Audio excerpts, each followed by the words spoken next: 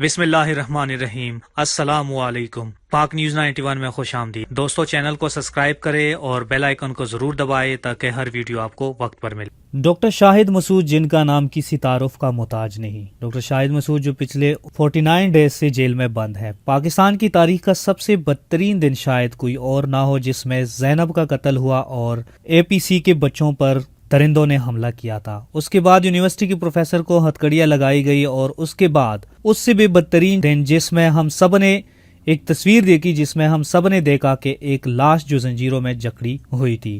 پاکستان کی تاریخ میں بہت سے اچھے صحافی اور تجزیہ نگار گزرے ہیں، لیکن آج کل کے دور میں دوستو دو نام ایسے ہیں جو کلم کلا بدماشیہ اور لبرلزم کے خلاف لوگوں کے اندر نہایت دیانتداری کے ساتھ اپنا پیغام پہنچا رہے ہیں اور ہر فتنے سے ہماری رہنمائی کرتے ہیں۔ یہ دو نام جناب ڈاکٹر شاہد مسعود اور اوریا مقبول جان صاحب ہیں۔ ڈاکٹر شاہد مسعود کو PTV کرپشن کیس میں جیل کیس ہوئی ہے۔ کرپشن کی ہے یا نہیں ڈاکٹر صاحب نے، یا کس نہایت گنونی پلاننگ کا شکار ہوئے ہیں ڈاکٹر صاحب، اس پر میں نے آلریڈی ایک ویڈیو بنائی ہے جس میں سب کچھ ڈیٹیل سے بتایا ہے۔ ڈاکٹر شاہد مسعود کو کس طرح تذلیل کیا جا رہا ہے یہ آپ سب کو بتانا میں اپنا فرض سمجھتا ہوں۔ ڈاکٹر صاحب کو ہتھکڑیاں پہنا کے عدالت میں پیش کیا جا رہا ہے لاسٹ 49 ڈیز سے، اور اس کے بعد ظلم کا یہ عالم ہے کہ ڈاکٹر صاحب ایسے قیدیوں کے ساتھ عدالت پیش کیا جاتا ہے کہ جو سیریل کلرز یا کسی بہت گھٹیا کیس کے مجرم ہوتے ہیں۔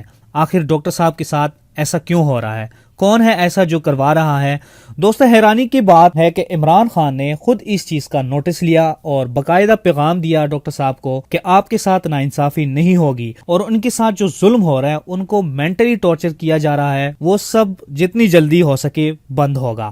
لیکن آخر کیوں ان کے ساتھ ایسا ہو رہا ہے؟ کیا عمران خان سے بھی زیادہ طاقتور ہے اس ملک میں کوئی جو یہ سب کروا رہا ہے؟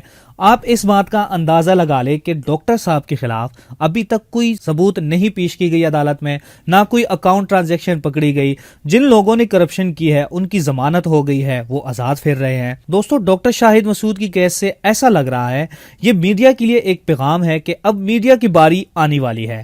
ہم نے پہلے آپ لوگوں سے کہا تھا کہ میڈیا کی خیر نہیں، میڈیا کا طاغوتی بت گرے گا، لیکن افسوس کی بات یہ ہے کہ ڈاکٹر شاہد مسعود صاحب کے ساتھ بہت زیادہ ناانصافی ہو رہی ہے۔ یہ اس لیے ہو رہی ہے کہ کل کو اگر کسی اور صحافی کو پکڑ لے تو وہ یہ نہ کہے کہ میرے ساتھ یہ سلوک کیوں ہو رہا ہے، تو آگے سے اس کو جواب ملے کہ ڈاکٹر شاہد مسعود کے ساتھ بھی تو یہ سب ہوا ہے۔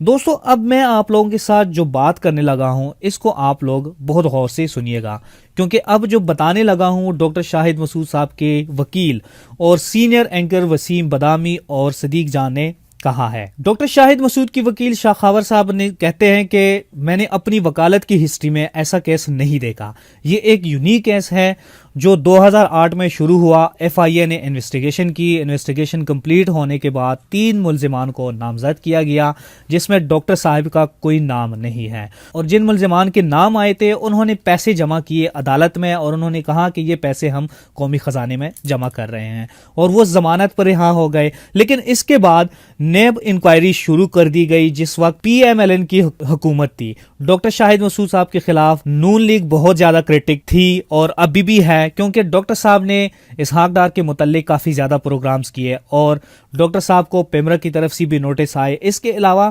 ڈاکٹر صاحب کو 45 دن کے لیے بین کر دیا گیا اور ان کے اوپر پابندی لگائی گئی تھی، اور اصل کہانی دوستو اس کے بعد شروع ہوئی جس میں ڈاکٹر صاحب اسی کیس میں ڈاکٹر صاحب کے خلاف ری انکوائری شروع ہو گئی۔ لیکن اب اس کیس میں جو سب سے امپورٹنٹ بات ہے جس کو سمجھنا چاہیے وہ یہ ہے کہ FIA نے اس کیس میں، یعنی وہ 3 کروڑ سم تھنگ میں جو خرد برد ہوئی تھی، اس میں FIA نے کلیئرلی کہا ہے کہ ڈاکٹر شاہد مسعود کا اس خرد برد سے کوئی تعلق نہیں ہے، اور ہمارے پاس کوئی ثبوت نہیں ہے، نہ ہم نے کوئی ٹرانزیکشن پکڑی۔ دوستو، اب یہاں پر ایک کلیئر میسج دیا جا رہا ہے کہ کوئی تو ہے جو عمران خان سے بھی زیادہ طاقتور ہے، جو یہ سب ڈاکٹر شاہد مسعود صاحب کے ساتھ لوگوں کی تھرو کروا رہا ہے۔ جس طرح آپ لوگوں کو یاد ہوگا کہ ڈاکٹر شاہد مسعود صاحب کو پورے کچہری کے اندر ہتھکڑیوں کے ساتھ کبھی ایک کورٹ کا چکر تو کبھی دوسرے کورٹ کا چکر لگوایا، حالانکہ پولیس والوں کو پتا بھی تھا کہ سارے ججز آج چھٹی پر ہے، لیکن یہ ان کو اصل میں ڈاکٹر شاہد مسعود صاحب کو مینٹلی टॉर्चर किया जा रहा है। अब दोस्तों आते हैं वसीम बदामी की स्टेटमेंट की तरफ। वसीम बदामी ने यह क्लियरली कहा है कि यह मुकम्मल वाज़ेह पैगाम है मीडिया के लिए और बहुत सारे लोगों के लिए कि अब जिसकी भी बारी आएगी वो बहुत सारे मुश्किलात का शिकार होगा।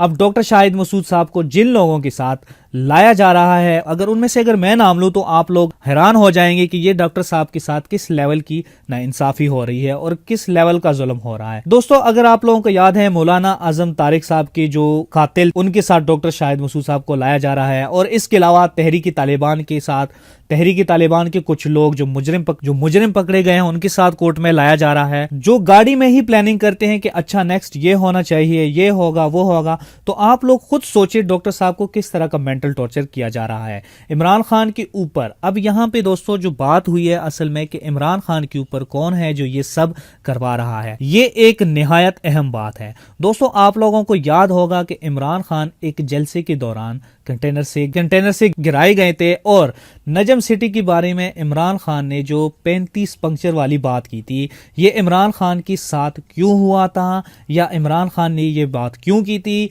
ये सिर्फ इमरान खान ही जानते हैं। लेकिन इमरान खान ने उसके बारे में कोई बात नहीं की कि किसने मुझे गिराया, हालांकि इमरान खान के पास उस चीज की सबूत भी है। लेकिन इमरान खान ने अपना नहीं सोचा बल्कि मुल्क का सोचा। हालांकि अगर इमरान खान चाहते तो वो इन सब के नाम सामने ला सकते थे, लेकिन उन्होंने उस वक्त भी मुल्क के लिए सोचा और आज भी मुल्क के लिए सोच रहे हैं। और उस वक्त इमरान खान साहब ने चुप साध ली और मुल्क को एक बहुत बड़े इंतशार से बचा लिया। तो दोस्तों आज की इस वीडियो में इतना ही, मिलते हैं नेक्स्ट वीडियो में। अल्लाह हाफिज।